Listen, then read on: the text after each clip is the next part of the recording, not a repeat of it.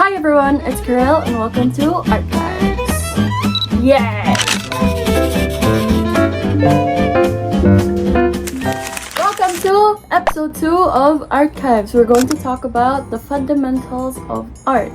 Now, there are a lot of things that goes into how an artist develop their various art skills, and what better way to improve than going back to your basics.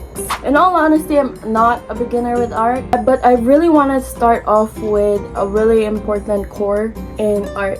You don't have to follow it, but it's one of those things that really gives you a good start with art, especially if you're trying to achieve a certain art style. Anyways, let's jump right into it. Now, first off, I want to talk about the importance of not comparing yourself with other artists' equipment. So what I'm gonna use for today is just this basic pencil. It's Faber-Castell. It's a basic pencil and my sketch pad.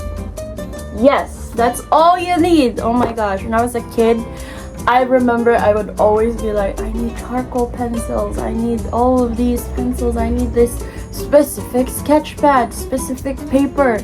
But you don't really need all of those things to start. So that's what we're gonna go ahead and keep in mind from the start of this video.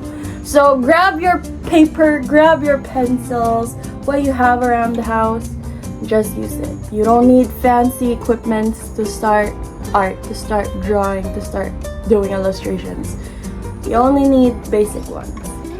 You can even use like leftover stuff. It's literally fine. This is honestly, I bought a new one because I don't use pencils a lot anymore. What is the fundamentals of art? So I'm just gonna read it because I didn't memorize it really. So the first one is line. It shows how the different lines express emotion and build structure. Geometry is like from point A to point B and then they connect. That's what you call a line. Second one is shape and form. It shows the 2D and 3D shapes and how they create depth. Next one is value. Value demonstrates shading from light to dark.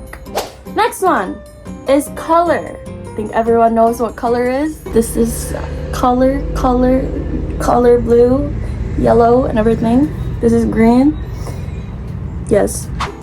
Next one, space. Mention positive versus negative space and perspective drawing. This is like the main subject, right? And this is the space around me. Okay, next one. You have texture. Texture is how an object feels, how you get, like you see it and you just know how it feels. So there's like smooth, rough, slimy. Next one, you have proportion. You have the faces, the bodies, and objects looking right. Next one, composition. Rule of thirds, focal points, and how to guide the eye. So, with all those knowledge, let us start with the video. For the first one, let's try to create some lines. An angle. Change of angle. For the first drawing, I'm actually gonna start on this page because I have a drawing on this page. I drew myself drawing. Yes. So I'm gonna create little boxes and I'm gonna show you guys what lines are there. First off, we have straight lines. So we have, you know, vertical straight lines, ones that goes upwards and downwards. That is what you call vertical lines. I feel like everyone knows that. But if you don't, let's do lines together. How about tips on how to hold a pencil? I learned this from the internet a long time ago when I was a kid. But basically, if you're trying to create intricate drawings, like very detailed ones, you try to use your fingers. But if you're going to draw like a huge drawing or like a drawing that's like on like that's the size of your paper that you're using, you're gonna want to move your, oh my gosh, you're gonna want to learn to move your whole wrist with it. That's how you create better ones. Because like if you would imagine it, if you try to draw like a big circle, whatever, and if you use your finger for it, yeah, that's not good. So what you're gonna do is you use your entire wrist to create a drawing. So move your hands, everyone. How about like really huge drawings? Or like some sort of really big action. You use your elbows. And that's one of the artist tips that I still use to this day. So if you're going to draw really intricate ones, try to practice controlling your fingers in some sort of way. Like for example, to create really like straight lines, you're gonna try to relax and really focus on creating a straight line with your fingers.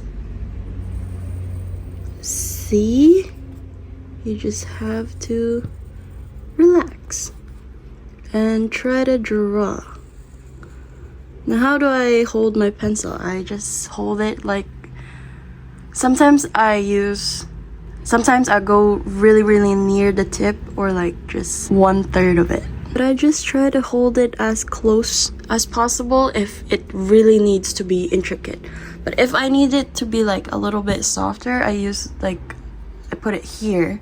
So it would be a little soft line. But then as you get closer to the tip, I feel like how you put pressure on the tip changes. See? Especially if you're like trying to use your, what do you call this? If you're just trying to do shadows, a lot of artists probably, you would probably notice that they would hold the pencil at the end of it, so it would create like really soft lines like so. But you can also push it downwards.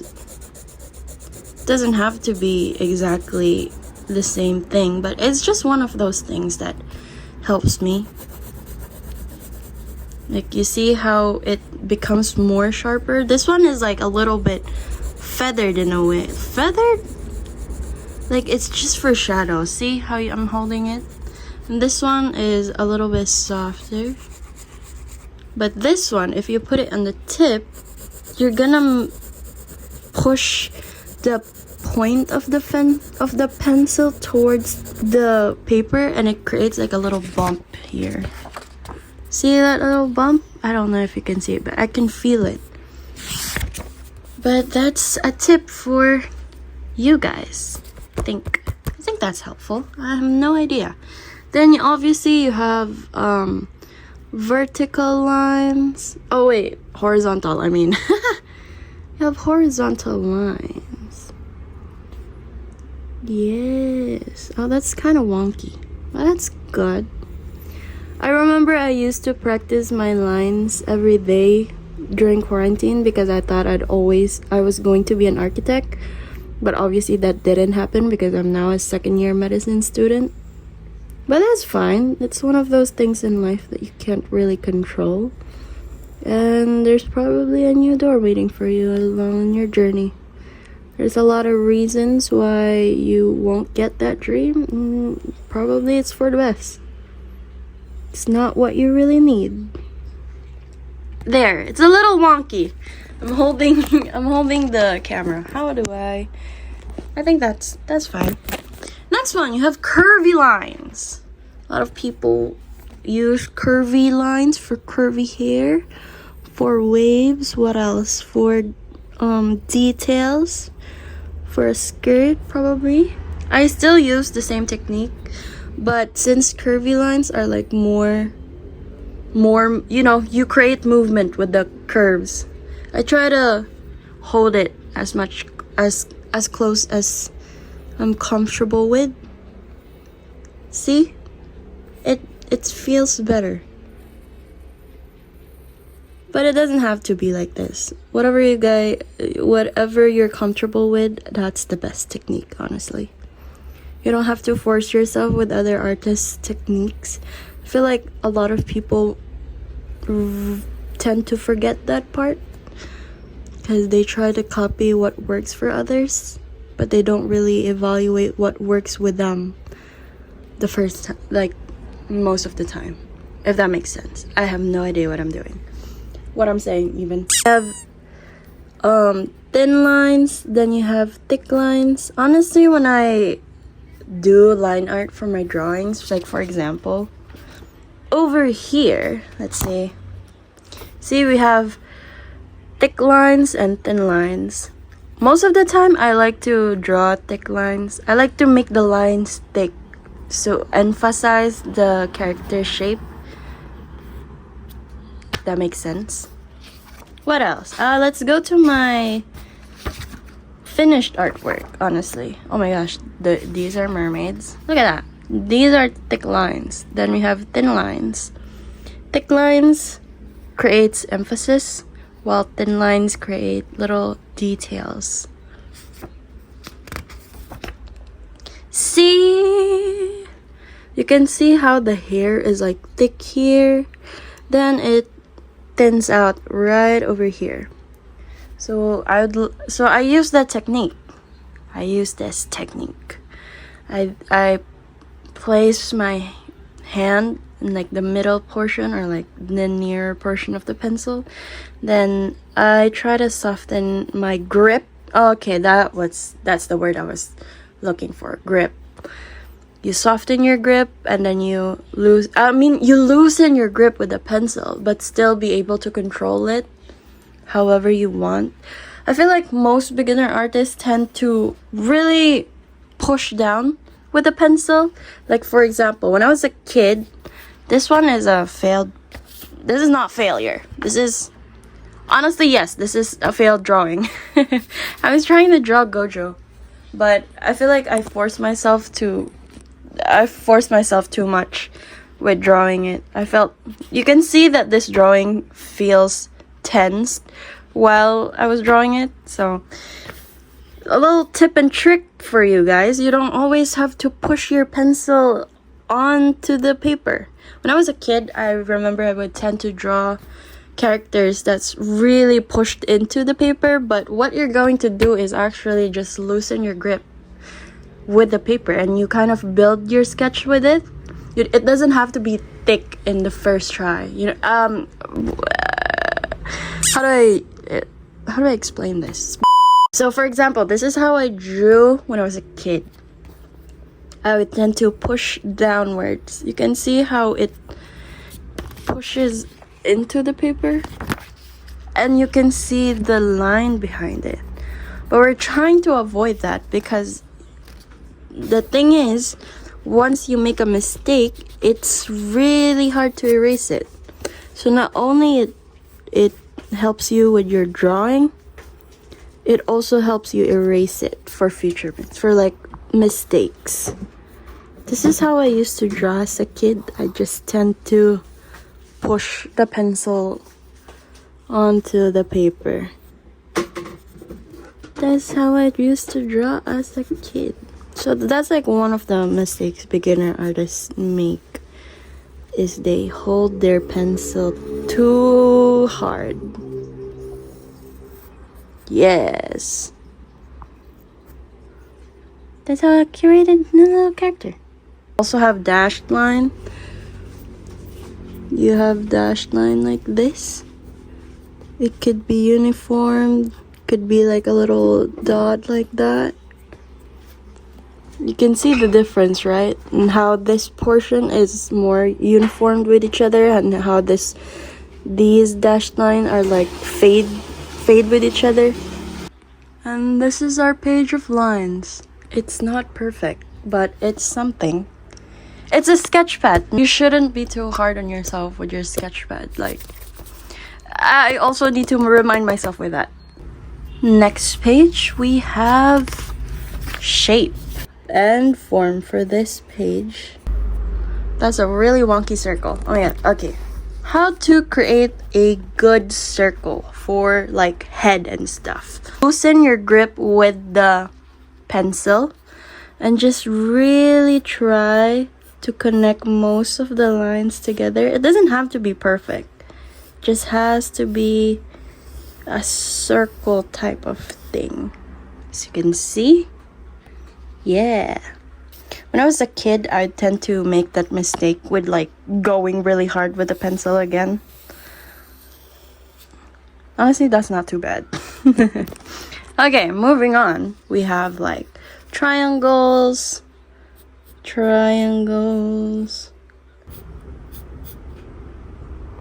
There's the pentagon. 1, 2, 3, 4, 5. Alright. That's how you draw a pentagon. I messed up. Okay, let's try to draw some 3D things. So what you can do with 3D is definitely make a lot of things like furniture, as well as your heads, your characters' proportions. Can you see that? Try to make my pen grip really loose and soft so I can just build them easily, as well as erase the little things that doesn't make it a cube. Just knead it up, and there you have it. You have a little cube. How about a little spear? You have, oh gosh, that's not good. That's fine. We have happy accents, as Bob Ross said. Little light lines. And there's road construction again outside our house. Please excuse that background noise. So there we have it. We have a little... No, that's not how you make a spear. How do you make a spear? Like for the ball. I feel like it needs like a little indication that it's a spear. Like so. Have like the little portion here. Look at that. Does that look like a spear? Kind of looks like a pumpkin with an eye. What else? How about a prism? Or like a pyramid? I think pyramid is the right term. So we have a line over here and then a line over here. Let's add a little shadow. That's not how we really do a shadow, but let's go to the next part. We have color, which I'm not gonna do because I don't have color pencils at the moment. So let's go to value. It is the lightness and darkness of an object that gives its 3D depth. So we're gonna try to draw that. Yes, I should probably just use this, but we're gonna use this. All right, let's get drawing, guys. Next up is value. Let's draw a little spear.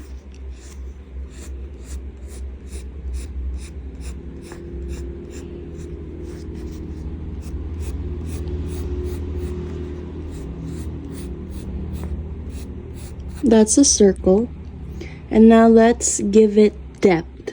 So, you can also draw a little sun. This is where our light source comes from. Comes from the right side, the upper right side. So how does the light work? It basically casts over here to this little ball that we drew, and it drops over here, right? So this part is the lighter one, is the lighter side, and this one is the darker side. So we have here, I'm currently referencing a drawing, but you have the center light over here. Let's just draw it. This is going to be the center light. Then this is going to be the highlight. Then you also have the halftone right over here. The halftone is basically the blend between the dark and the light, so it doesn't look harsh. It blends in. Like you can see my shadow, right? Like there's this darker portion and the lighter, and it kind of blends out into the light. So it doesn't stop like this line. It has to be blended in. So let's try to do that. This is the light, right? And I'm gonna try to draw little light. Oh yeah, shadowing. There's a lot of things you can do to represent a shadow. You can do like a dot one, like a dotted shading. I have no idea what it's really called. I think it's just dotting. Like just making little dots. It's much more better if you ink it out than the pencil, because you can really see. I think this one is called stitching? Hatching. Oh my gosh. Help. I'm just gonna try to doodle. This is when a lot of the time artists use different kinds of charcoal pencil, because you can really see how it works. The darkness of it and the lightness of different kinds of charcoal. Then you have the core shadow. This part is the main part of the shadow. It's the darkest area of the shadow. Let's try to make it dark. And how I'm able to achieve that is pressing really, really hard downwards into the paper, but not too hard, if you get what I mean. Now let's kind of like blend this thing out in this side. So this is going to be the half tone. Next one, you have a dark tone. So it's like a little blend to the dark side, but not too dark. This is how I achieve. A lot of people would ask me if I use what kinds of charcoal pencils I use for my drawings. And honestly, it's just how much I put pressure on the pencil plus editing it with contrast on my phone. So that's the magic. I don't own a lot of charcoal pencils, if you'd look closely with like my drawings and stuff. Then you also have a reflected light. I didn't even know that. You have a reflected light. I didn't even know that. Then you have your cast shadow, which is over here, kind of like right there. Cast shadow. I didn't even know that's what it's specifically called. It's specifically called a cast shadow. So basically the reflected light is bouncing off from this one, from this surface here. So if you would like, how do you word this out? So from the light, and it bounces off. So imagine this is a surface, and this light from the sun is also bouncing into that area right there. And we have a cast shadow. I didn't even know. Wait, I'm just gonna time lapse this.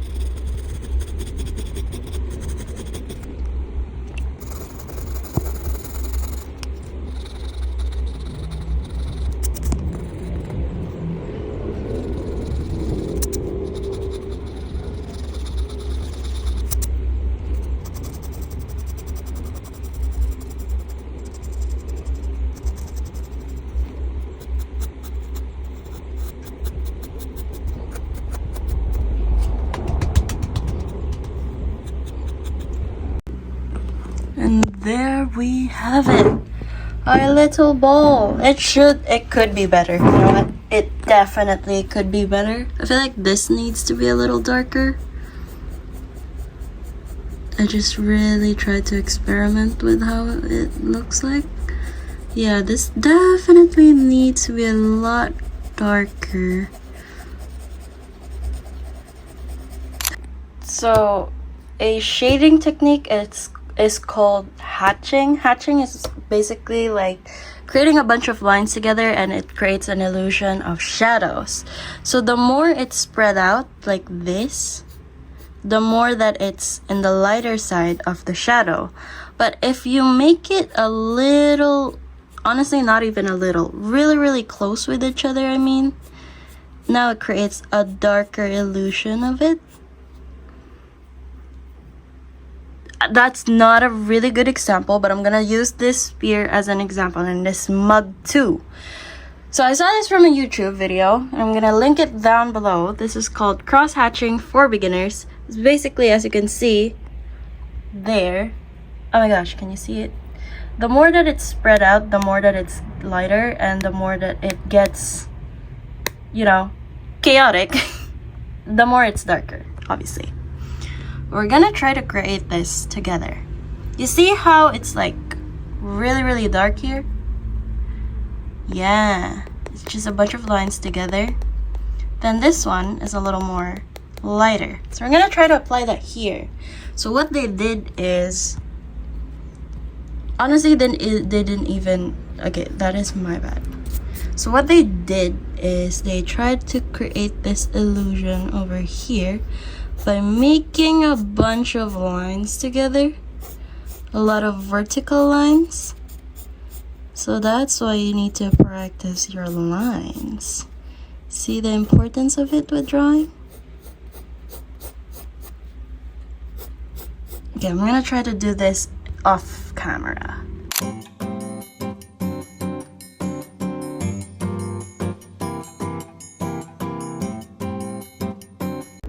May I also emphasize that your lines are going to be curved because the object is curved in a way. You don't do a straight line for it because it definitely will look 2D. So what you're gonna do is create a little curvy line to it, like a little curve to it, to showcase that it's a 3D object. And that's how you do it. Think. That's how I do it.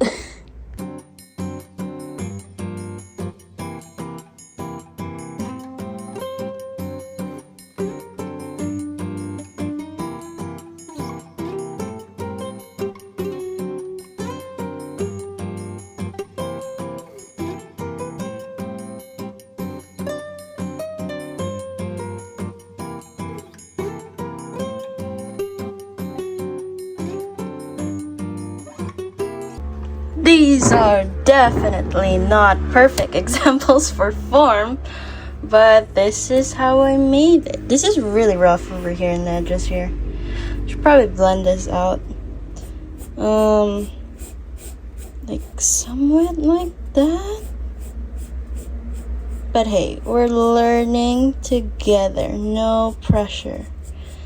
These are happy accidents, as Bob Ross would word it out. Honestly, it's not too bad. It's kind of like Monet. It looks really well from like right over here. And if you look closely, it's a bunch of imperfections. That makes up a really kind of good form value stuff, I think. So there you go. There you have it. Oh gosh, it's not focusing. I have like this, okay. It's not bad. And it's not bad. Honestly, it's not bad. This is really good. So we went from lines to shape and form to value. Honestly, I would say really good. Next one. You see the hatching? The more it's spread out, the more it's lighter. The more you add more lines, the more it becomes darker. And then if you apply this concept to here, there you have it. So this is where the light comes from, I guess. This one is kind of missing a little blendy blend here. There. Doesn't it look better? This one definitely needs to be lighter. There we have it. I think that's better. A little more blendy blend. Doesn't have to be perfect. Because that is art is all about. That is what art is all about. Doing stuff and making stuff. See? It looks good, I think. Let's move on. I'm actually really proud of this ball of shadow thingy. It looks, honestly, it looks good. Next page, and I only use this pencil. Yes! Moving on, I'm going back to this line page here, and I'm going to do texture right over here, because honestly it'll be a waste if I just ignore this page. So, wood. Imagine wood. Probably you should really have a tree outside your house or nearby, because yes. But wood for me, honestly, I draw like as how I would draw as a kid. I think that's the thing that didn't really change with wood. It's kind of like a mixture of really squiggly lines and like lines like that. A little, I think that's how wood looks like. Little squiggly lines at first. And like a little, what do you call that? What do you call that part of a wood? I'm not really sure. How about bricks? Bricks are like, they're stacked with one another like so, and then it meets like that. That's how I draw bricks for a very long time. For like backgrounds and stuff and other stuff. That's how I draw bricks. Rocks are like a bunch of circles. So let's draw these first. There are a bunch of circles that aren't uniform with each other, because that's how nature is. Nature is a bunch of things and it's never uniform. Wood is more of like, it's darker on the sides. Like it's dark right there and it kind of meets like that. Oh, you don't even see it. I think that's how I would draw wood. Then like a bunch of lines in between. A bunch of like really thick lines and lines that kind of like don't meet. Just meet it halfway. I think that's how you create wood. And then you make the shadows darker on the outer corners of it, and it kind of meets up here in the middle, wherein it's more, you can't even see what I'm doing. This is how I draw wood. I think this is how wood looks like. I am currently looking at a tree. It definitely has this like lines to them over here. Kind of meets like that. Hey, that kind of looks like wood. Because it is wood. I'm trying to draw wood. It's like really dark. It has like dark lines that doesn't meet like thick lines over here, and when it does meet, it's like more thin. It's thinner. I think that's how you draw wood. And then I kind of just repeat the process, I guess. I think I cracked the code on how to make textures. It's more of like, make the outer corner or like the side parts darker than the middle. Yeah, I'm also gonna apply that technique. Dark at the sides, then lighter at the middle. And let's see how it goes. Woo! I don't look aesthetic when I sketch. I put my sketchbook all up in my face and it's probably not good for your posture. But just now, it's the perfect time to address that while drawing, you should also keep in mind your posture. And that's like ironic for me to say that because my posture when sketching is literally like. So I try to relax, get my sketch pad like that, like so. But I tend to flip over my sketch pad a lot, and I do this. It's much more comfortable, honestly. So I do this, and that's how I kind of draw, which is not really good. So find a table, sit up straight, which is really not cute, but it's so tempting to just slouch. I also need to remind myself that posture is also important. But anyways, let's keep on drawing. Look at my progress, you guys. Can you even see that? Oh yeah, it does look like a wood. Needs more polishing, and it does look like a brick. The technique works. Look at that. It's not that polished yet, but that's how you kind of, you know, it's like really dark in like the outer portions, this portion, and then it kind of blends in into a more lighter one in the middle, as well as the bricks. You can definitely see. You can also define it more over here, but it's just really a rough sketch, to be honest. It doesn't have to be perfect. It does not have to be perfect, you guys. Just like little sketches here and there. Definitely put more definition over here so you can easily tell that that's the brick. Like a little something over here. There's road work again. I'm sorry for the background noise. You can also blend it more. Doesn't have to be really good. Just have to learn how to do it, and then over time you get to know how to do it better. How about this one? This one for the rocks, make it more curved, because like, you know, rocks are curved and bricks are definitely more straight. That's how I make my textures. You can use this for the backgrounds of your drawings. You can use it for fun, just learning how to do little textures, how to make shadows to emphasize them. And that's how I do it. You can also make water with this technique. Just really have to learn it. There's a lot of references online, so it's not that hard. Also, because water is literally everywhere, so oh gosh, you can't even see what I'm doing.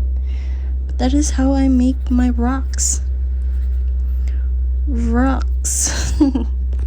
And there you have it. That is texture. Moving on.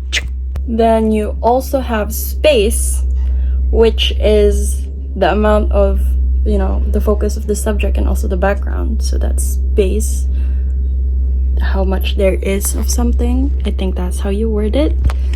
But I'm just gonna show you examples of it. You know what I mean? So for my finished drawing, as you can see, we have here characters from the series Arcane. This one is Echo, this one is Powder, and as you can see, I used so as you can see, this is like the space here, and this is the main subject. So yeah, you can also see how I used hatching. I used it for the shadows. I also use a little blending technique where you just blend your hatches, and it kind of creates this effect. It really I think it really also depends with the type of paper you use. Oslo paper, I think it'll be more messy. This paper, I'm not sure what particular paper this is, but I'm using the brand. Have actually no idea what brand this is. Oh wait, I do. It's called Limelight. There you have it. It's called Limelight. Wait, let's go back to the drawing. Where is it? Okay. So, if you would analyze this, I use thick lines, thin lines to emphasize the whole, like them. As you can see, wait, let me get a better angle. Echo has really thin lines around the face area for the details, but around the whole head thingy, it's more thicker, so you can emphasize the character. Also thin lines, thick lines, hatching over here, hatching over here. Let's not talk about Powder's face because I don't know what happened, but I think we can use Caitlyn more. See the hatching over here? It's honestly really messy, but if you look up here, she looks gorgeous. She's my favorite character in Arcane, and I think a lot of you guys would say otherwise. But as you can see here, I used hatching, I used shadows. What else? I used the value thing. I used value. See, you can see the lights coming from here. I think it's coming front. But basically, shadows also create this thing with a face and everything. You have hatching. I think Jinx is a better example with it. Yeah! Definitely. Jinx is like the best drawing in the sketchpad. We also have little mermaids and stuff. You have, see, more hatching. You can see the hatching. There's also Nezuko up here. Nezuko-chan. She's so cute, adorable. See? Little light to dark. Kind of creates a little color with it. Even if there's no color, you see what I mean. The value of it. And yeah, look at my imperfect sketchpad. That is how I used. See, there's also hatching over here that emphasizes the shadows. There's also the background, the space over here. And her ink transferred onto this paper, which is not cute. There's also hatching over here. Hatching with her clothes. Another Jinx. Which is ironic because Jinx isn't my favorite character in Arcane. It's actually Caitlyn. This is an unfinished drawing. But as you can see, hatching is everywhere. And this is our lines, our wood, our brick, our rocks. We have practice lines over here. And we have the lines here. We have our mug. Kinda wanna grab it now. But yeah, moving on. So let's have a little conclusion part with the fundamentals of art. Yes. There we have it. We have practiced the small fundamentals of art that you can use to build your skills over time to apply to your drawings, to your illustrations, however you may want to use it for a better outcome for your drawings and your sketches, your like final products, and things that you can build over time to create really gorgeous masterpiece. Also, it's really fun to learn because you get to improve, you get to develop your skills, you get to produce more complex drawings that you may want to do in the future. So yeah, so what we learned today is we have learned line, we have learned shape, we have learned the form, the color, the value, the texture, the space, the proportions, the balance, and other stuff, other techniques. I think hopefully some of the techniques are good. Then again, I have no idea what I'm doing. We didn't tackle color though, because we just used pencil. I think we should tackle color sometime soon as the episodes keep on going. But that is how you use small techniques to create drawings, like full-fledged drawings. Let's see. I use it here for my Jinx drawing. As you can see, there's the hatch technique, shadows. This one is definitely messy. We can improve with that. But there's a lot of small techniques that you can use in order to create really good pieces of drawing. So that is it for the video. I think I hope you learned something, you guys. I think this is a really small video. This is like really basic. This is like for beginners, but oh my gosh, there's like a I hope you guys learned something for today's video, this episode. We've learned that small techniques with art and how to create art, how to make art, how to sketch, how to draw really builds up into this really good techniques, because small steps really lead into a really bigger future. So basically, the more steps that you take forward really pushes you through the future that you want to be. So that is it for today's video. We have learned small techniques really make good results in the end. So just keep on going, just keep on showing up, just keep on drawing, reflect on what you need to do to learn and stuff. And yeah, for the next episode, we're going to learn about anatomy, because honestly, I don't really learn anatomy. I keep on, doing references, there are a lot of techniques, but that's just that's like the basic part of art that you can use to enhance your drawings, to give it a little bit more spice into them. What else? You can use the little techniques to, it's like this, like what do you call this? The snowball analogy. Small snowball metaphor. Create a small snowball and you kind of like run it over time and it creates like a bigger avalanche or something. I think that's how you call it. I don't know what I'm talking about. I didn't even talk about this. This is going to be the last portion of the video. This is a really bad video. Oh my god, this is a really bad video. If someone is watching this, I really hope you learn at least half of something from this video.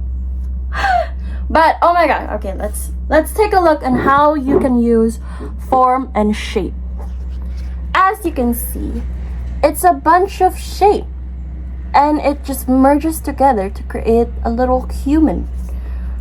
So obviously the face is a little more round, so you can imagine that there's like a circle over here, and then in this portion there's like a little triangle over here. So you can use that technique. So you can use the shape and form technique to see the details with it. You can see how all the shapes come together to create a face. And we're gonna dabble upon that with anatomy for the next episode.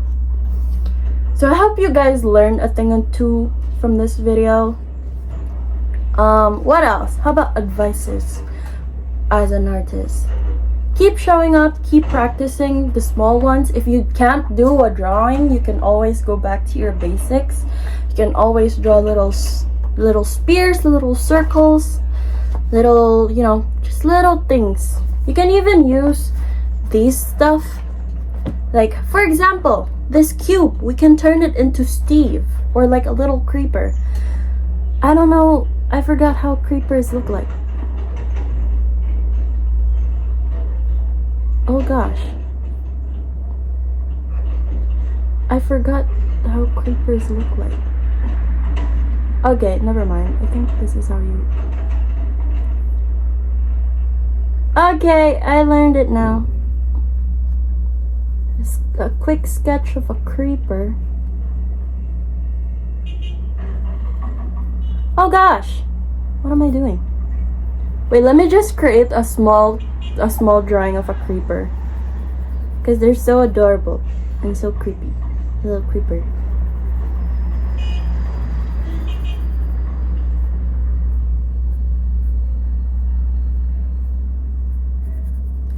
Okay, this is a creeper, yeah? So cute and adorable. See, you can turn your little cubes into little Minecraft characters if you don't have any idea what you want to draw. How about this circle? You can like put little details with them. I want to put like a little, how about a little bow and tie? not a bow and tie. But basically, you can use these things. These, I don't know how to speak. But yeah, basically that's that. All the small things that you can learn, you can apply it to make bigger stuff. I keep saying that throughout the video, but that is literally how you make a lot of drawings. Small things, small stuff leads to big things. And I've repeated that more than probably 10 times now in the video. But what I'm trying to emphasize is the best thing in order to develop as an artist, in order to improve, is to show up at your desk with your sketch pad, with your pencil, just doodle. Nothing more, nothing less. With more, probably watch YouTube videos that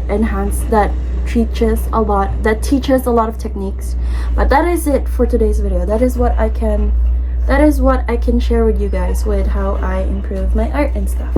How I use small techniques, small fundamental core values of drawing to make fan art. Let's learn anatomy next video, with how we can use shape and forms to apply, to use as reference and stuff. So yeah, thank you guys for coming with me and being here. Okay, bye. See you next episode of learning anatomy and stuff.